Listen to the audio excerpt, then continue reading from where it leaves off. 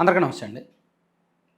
ఈరోజు రాష్ట్ర వ్యాప్తంగా ప్రతి ప్రభుత్వ పాఠశాలలో కూడా మెగా పీటీఎం నిర్వహించబోతున్నారు. అంటే మెగా పేరెంట్స్ టీచర్ మీటింగ్. ఇది చాలా మంచి ప్రోగ్రాం. బహుశా దేశం మొత్తానికి ఇదొక ఇనిషియేటివ్, మంచి ముందడుగు అవుతుందన్నమాట. దీన్ని తల్లిదండ్రులు, విద్యార్థులు, ఉపాధ్యాయులు అందరూ కూడా దీన్ని అర్థం చేసుకొని దీని సారాంశాన్ని యాజ్ ఇట్ ఈజ్ ఇంప్లిమెంట్ చేస్తే కొన్నేళ్లలో ఒక 2-3 ఏళ్లలో ఖచ్చితంగా మంచి రిజల్ట్స్ వస్తాయి. సో ఈ లాభ నష్టాలేంటి, మెగా పీటీఎం ప్రభుత్వ ఉద్దేశం ఏంటి, దీని లాభాలేంటి, విమర్శలేంటి, ఒక్క చిన్న చేంజ్ తీసుకొస్తే ప్రైవేటు పాఠశాలల కంటే ప్రభుత్వ పాఠశాలలు దూసుకెళ్లేలాగా ఏం చేయొచ్చు అనేది ఒక చిన్న టిప్ కూడా నేను ఈ వీడియోలో చెప్తా. అసలు ఫస్ట్ దీని ప్రత్యేకత ఏంటంటే అన్ని స్కూల్స్లో విద్యార్థులందరినీ కూడా వారి తల్లిదండ్రులు అండ్ టీచర్లు కలిసి కూర్చొని మాట్లాడుకోవడం. అండ్ వీలైతే ఆ గ్రామ పెద్దలు, గ్రామ కమిటీ పెద్దలు వెళ్తారు, ప్రజాప్రతినిధులు వెళ్తారు, లోకల్లో ఎమ్మెల్యేలు కూడా కొన్ని స్కూల్స్కి వెళ్తారు, రాష్ట్ర స్థాయిలో మంత్రులు వాళ్ళు కూడా కొన్ని స్కూల్స్కి వెళ్తారు. సో ఇది చాలా మంచి ప్రోగ్రాం. అందరూ కలిపి ఒకచోట కలిసి కూర్చోవడం వలన ప్రతి విద్యార్థి యొక్క పిల్లల చదువు అండ్ విద్యార్థి ప్రవర్తన, వాళ్ళ హాజరు, వాళ్ళ అభ్యసన సామర్థ్యం, ఇలా అనేక అంశాల మీద ఉపాధ్యాయులతో ప్రత్యక్షంగా చర్చించవచ్చు. ఒకప్పుడు పిల్లల తల్లిదండ్రులు స్కూల్స్కి అప్పుడప్పుడు వచ్చేవాళ్ళు, ఏదో 6 నెలలకు ఒకసారో సంవత్సరానికి ఒకసారో వచ్చేవాళ్ళు. పట్టించుకునేవారు కాదు. పిల్లల అభ్యసన గురించి కూడా అడిగేవారు కాదు. పిల్లల ప్రవర్తన గురించి, క్రమశిక్షణ గురించి, హాజరు గురించి అడిగేవారు కాదు. కానీ తల్లిదండ్రుల్లో ఆ జవాబుదారీతనం పెంచాలి అండ్ స్కూల్స్ నిర్వహణలో ఆ పారదర్శకత పెంచాలి. ఓవరాల్గా విద్యా వ్యవస్థను, విద్యార్థులను చక్కదిద్దడానికి ఇది మంచి కార్యక్రమం అని ప్రభుత్వం దీన్ని తీసుకొచ్చింది. ఇక్కడ కేవలం మార్కులే కాకుండా విద్యార్థి యొక్క నైపుణ్యాలు, ప్రవర్తన, సామాజిక అభివృద్ధి మీద కూడా చర్చ జరుగుతుంది. సో దీన్నే హోలిస్టిక్ ప్రోగ్రెస్ రిపోర్ట్ అని అంటారు. దాని మీద కూడా కొంత చర్చ జరుగుతుంది. అలాగే కమ్యూనిటీ భాగస్వామ్యం ఒకటి బిల్డప్ అవుద్ది. సో అంటే స్కూల్ మేనేజ్మెంట్ కమిటీ సభ్యులు, పూర్వ విద్యార్థులు, దాతలు, స్థానిక ప్రజాప్రతినిధులు అందరూ పాల్గొంటారు కాబట్టి ఒక కమ్యూనిటీ మేనేజ్మెంట్ ఖచ్చితంగా బిల్డప్ అవుద్ది అనమాట. ఇది చాలా మంచి షెడ్యూల్. దీనివలన విద్యార్థులకు లాభాలు ఏంటంటే చదువులో బలహీనతలను త్వరగా గుర్తించి బయటపడడం, హాజరు, ప్రవర్తన, క్రమశిక్షణ వంటి అంశాల్లో మెరుగుపడడం, ఉపాధ్యాయులు, తల్లిదండ్రులు కలిపి పిల్లలకు వ్యక్తిగత సహాయ సహకారాలు అందించడం, విద్యార్థుల్లో ఆత్మవిశ్వాసం పెరగడానికి ఉపయోగపడుతుంది. అలాగే పేరెంట్స్, తల్లిదండ్రుల్లో లాభాలు ఏంటంటే పిల్లలు అసలు విద్యాస్థాయి నుంచి ప్రత్యక్ష సమాచారం నేరుగా గ్రహించవచ్చు. అలాగే ఇంట్లో ఎలా సహకరించాలో ఉపాధ్యాయుల నుంచి సూచనలు తీసుకోవచ్చు. అలాగే స్కూల్ కార్యకలాపాలపై పూర్తిస్థాయి అవగాహన పెంచుకోవచ్చు. అలాగే పాఠశాలలకు కూడా కొన్ని లాభాలు ఉంటాయి. తల్లిదండ్రులతో బలమైన అనుబంధం, విద్యార్థుల డ్రాప్అవుట్ తగ్గించే అవకాశం, సమాజం నుంచి సహకారం, దాతల మద్దతు పెరగడం, ప్రభుత్వ పాఠశాలలపై ప్రజల నమ్మకం పెరగడం, అంతిమంగా ఇలా మల్టిపుల్ బెనిఫిట్స్ ఉన్నాయన్నమాట. అందుకే ఈ మెగా పీటీఎం చాలా మంచి ప్రోగ్రాం. గత ఏడాది జూలైలో నిర్వహించినప్పుడు ఇది గిన్నీస్ వరల్డ్ రికార్డ్స్కి ఎక్కింది. సో ఇప్పుడు నిర్వహిస్తున్నది 4వ విడత అన్నమాట. అయితే దీనిలో కొన్ని విమర్శలు ఉన్నాయి. ఓన్లీ రాజకీయ కోణంలో స్థానిక పెద్దలు వెళ్ళి మొక్కుబడిగా తూతూ మంత్రంగా నామమాత్రంగా నిర్వహించకుండా దీని రిజల్ట్స్ వచ్చేలాగా, దీని ఫలితాలు కనిపించేలాగా, ఇంటరాక్షన్ పెరిగేలాగా, డిస్కషన్ జరిగేలాగా, ఒక పాజిటివ్ అవుట్పుట్ బయటకు వచ్చేలాగా దీన్ని నిర్వహించాలి ఖచ్చితంగా. ఏమంటే ఒక పిల్లాడికి ఇప్పుడు ప్రైవేట్ స్కూల్స్లో తల్లిదండ్రులు ఫీజులు కడతారు కాబట్టి బాధ్యత ఉంటుంది. అరే నేను ఈ స్కూల్కి 25,000 ఫీజు కడుతున్నాను, మరి మా పిల్లోడు చదువు ఎలా ఉందని చెప్పి ఆ పిల్లల ప్రోగ్రెస్ రిపోర్ట్లు, మార్కులు ఆ ప్రైవేట్ స్కూల్స్ నుంచి ఆ తల్లిదండ్రుల ఫోన్లకు మెసేజ్ రూపంలో వస్తుంటాయి అండ్ ప్రోగ్రెస్ కార్డులు వస్తుంటాయి.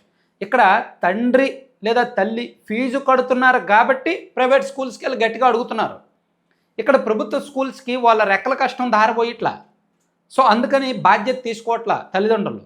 ఆ బాధ్యత తీసుకోవాలి తల్లిదండ్రులు. ఫ్రీగా చదువు వచ్చేస్తుంది కదా, సో ఎలా ఉన్నా పర్వాలేదు అనే ఆలోచన వదిలేయాలి. ఒకప్పుడు ఆలోచన ఉండేది. సో ఇప్పుడు కూడా వాళ్ళు పెడుతున్న నెలవారీ యూనిట్ టెస్టులు అయితేనేమి, అలాగే గ్రాండ్ టెస్టులు అయితేనేమి, ఈ ఎగ్జామ్స్ మీద ఖచ్చితంగా ఎన్ని మార్కులు వస్తున్నాయి, ఇంకా ఇంప్రూవ్ అవ్వాలంటే ఏం చేయాలి, ఇంట్లో ఏం చేయాలి, స్కూల్లో ఏం చేయాలి, వ్యక్తిగతంగా ఏం మార్చాలి, ఇవన్నీ కూడా మాట్లాడితే మంచిది. ఖచ్చితంగా మాట్లాడుతున్నారు, రిజల్ట్స్ కనిపిస్తున్నాయి కూడా. సో ప్రైవేట్ పాఠశాలలకి, ప్రభుత్వ పాఠశాలలకి ఇంకా రానున్న రోజుల్లో తేడా తగ్గిపోద్ది. ప్రైవేట్ పాఠశాలలు ఎలాగైతే ఉన్నాయో ఇప్పుడు ప్రైవేట్ స్కూల్స్కి, గవర్నమెంట్ స్కూల్స్కి సింపుల్ తేడా ఏంటండి, ప్రైవేట్ స్కూల్స్లో కాస్త ఇదే జవాబుదారితనం ఉంటుంది. గట్టిగా వెళ్ళి అడిగితే సమాధానం చెప్తారు. ఎందుకంటే మళ్ళీ స్కూల్ నుంచి పిల్లాడిని మానిపించేస్తారేమో, వాళ్ళకి అడ్మిషన్స్ తగ్గుతాయేమోననే భయం. ప్రైవేట్ స్కూల్స్కి ఇంకేం బెనిఫిట్స్ ఉండవు. చూడండి, ఇన్ఫ్రాస్ట్రక్చర్ డెవలప్మెంట్ ప్రైవేట్ స్కూల్స్లో బాగానే ఉంటుంది, యావరేజ్గా ఉంటుంది, 100కు ఒక 60 మార్కులు పడతాయి. ప్రభుత్వ స్కూల్స్లో ఇన్ఫ్రాస్ట్రక్చర్ అంటే మరుగుదొడ్లు అయితేనేమి, ఈ ఫ్యాన్లు, టేబుళ్ళు, ఇవన్నీ 100కు ఒక 35-40 మార్కులు పడతాయి. అంతే తప్ప ప్రైవేట్ స్కూల్స్లో 100కు 100 మార్కులు వచ్చే ఇన్ఫ్రాస్ట్రక్చర్ డెవలప్మెంట్ ఉన్న స్కూల్స్ ఏమీ లేవు. ఆ ఇబ్బందులు అన్ని చోట్ల ఉంటాయి.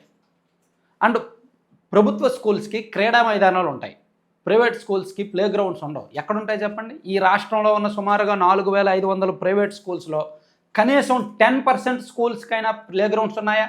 లేవు. ఒక అపార్ట్మెంట్లోనో ఒక ఇండివిజువల్ బిల్డింగ్లోనో స్కూల్స్ ఆ ఫ్లోర్లో ఈ ఫ్లోర్ అలా మెయింటైన్ చేస్తారు.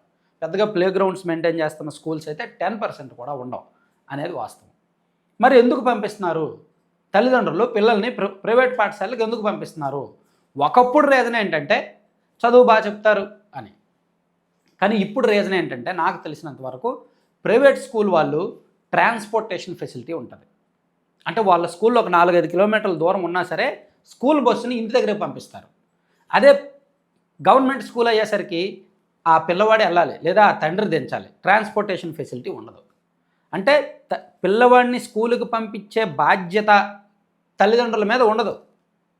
వాళ్ళే ఇంటికి బస్సు వస్తుంది, ప్రైవేట్ స్కూల్ అయితే తీసుకెళ్ళిపోద్ది, గవర్నమెంట్ స్కూల్ అయితే పిల్లలు వెళ్ళాలి లేదా వీళ్ళు దింపాలి. ఇది చాలామంది తల్లిదండ్రులు పెయిన్ఫుల్గా ఫీల్ అవుతున్నారు, ఇదో పెద్ద భారంగా ఫీల్ అవుతున్నారు. అందుకే ప్రైవేట్ స్కూల్స్ వైపు మొగ్గు చూపుతున్నారు. అసలు ప్రైవేట్ స్కూల్స్కి ఎందుకు పంపించాలో ఆలోచించండి. ప్లే గ్రౌండ్స్ ఉండవు and well educated, well qualified teachers government స్కూల్స్లో ఉంటారు, ప్రైవేట్ స్కూల్స్లో ఉండరు. ప్రైవేట్ స్కూల్స్లో కొన్ని టైర్ 2 సిటీస్లో, టైర్ 2 టౌన్స్లో అయితే ఇంటర్మీడియట్ చదివిన వాళ్ళు కూడా పిల్లలకు బోధించేస్తారు తెలుసా. ప్రాథమిక విద్యలో ఫస్ట్ క్లాసు, యూకేజీ, ఎల్కేజీ వాళ్ళకి ఇంటర్మీడియట్ చదివిన అమ్మాయిల చేత చదువులు చెప్పిస్తారు. కానీ ప్రభుత్వ స్కూల్స్లో ఫస్ట్ క్లాస్ స్టూడెంట్ అయినా సరే అతను బీఎస్సీ బీఈడి, ఒక డిగ్రీ ప్లస్ బీఈడి చేయాల్సిందే. బీఈడీనో బీఎస్సీ బీఈడి ఏదో ఒకటి బీఈడి చేయాల్సిందే, ఆ క్వాలిఫికేషన్ ఉండాల్సిందే. అండ్ ప్రైవేట్ స్కూల్స్లో పీజీ చేసిన వాళ్ళకు, ఓకే, ఎంఎస్సీ మ్యాథ్స్ చేసిన వాళ్ళో లేదంటే డిగ్రీ పీజీలు చేసిన వాళ్ళకో టీచర్లుగా ఉంచుతారు.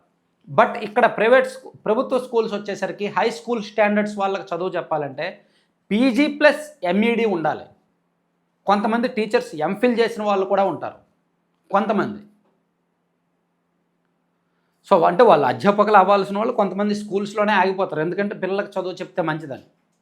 సో ఏ కోశాన చూసినా, ఏ రకంగా చూసినా ప్రైవేట్ స్కూల్స్ కంటే ప్రభుత్వ స్కూల్స్ అన్ని రకాలుగా బెటర్. అండ్ ఇప్పుడు కూటమి ప్రభుత్వం వచ్చిన తర్వాత స్కూల్కి పంపించే పిల్లలకు డబ్బులు ఇవ్వడం, తల్లికి వందనం ఇవ్వడం, అండ్ మెగా పీటీఎం నిర్వహించడం, అండ్ ఇన్ఫ్రాస్ట్రక్చర్ డెవలప్మెంట్కి కొంత సాయం చేస్తుండడం, అండ్ దాతలు సహకరిస్తుండడంతో గత కొన్ని సంవత్సరాలుగా ప్రభుత్వ స్కూల్స్ డెవలప్ అవుతున్నాయి.